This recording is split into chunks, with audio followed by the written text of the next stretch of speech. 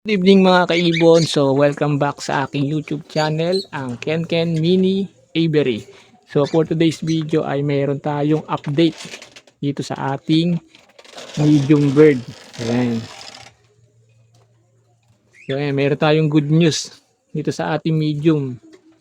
So ayan, kung bago lang kayo napadpad dito sa aking YouTube channel, so huwag niyo kalimutan mag-like, share, at syempre mag-subscribe. So pakipindot na rin yung notification bell para updated kayo sa mga bago kong i-upload na videos.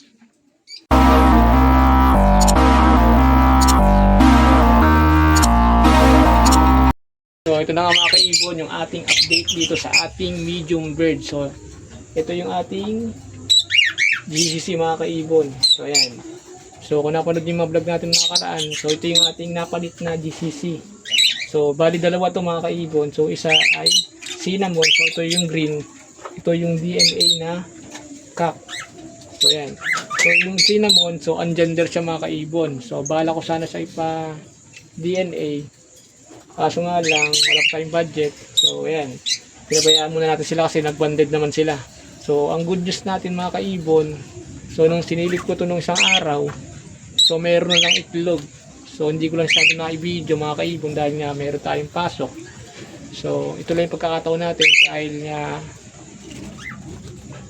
ito yung free time. So kakawilan natin galing sa trabaho. So ayan nga. Silipin natin mga kaibon yung itlog ng ating GCC.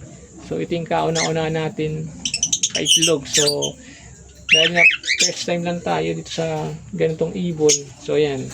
So silipin natin yung itlog ng ating GCC kung nadagdagan ba.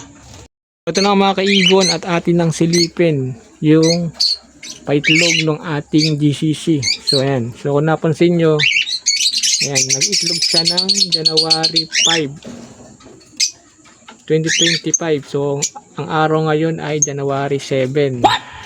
So ayan, tingnan natin kung nadagdagan ba yung itlog nila. So kaya napansin ko pala, kaya pala hindi siya naglalabas yung hen. So may itlog na pala.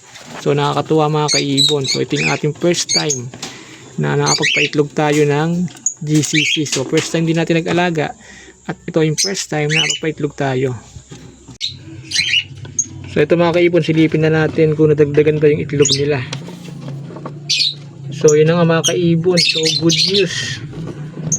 So dalawa na yung itlog ng ating GCC. So yan, proven hen na yun yung ating cinnamon. So sarado natin mga kaibon. So ayan. So yan mga kaibon. So ito na nga yung ating update dito sa ating GCC. So napakagandang balita. So first time natin mag-alaga ng GCC. So first time din nating mapagpaitlog. So yan. So yun nga mga kaibon yung ating update dito sa ating GCC. So yan. So meron silang dalawang itlog. So antay lang natin kung magpe-fertile. So sana mag-fertile yung kanilang itlog. So yan. So hanggang nito na lang muna mga kaibon yung ating update dito sa ating ibunan. So salamat sa pagpanood and God bless us all.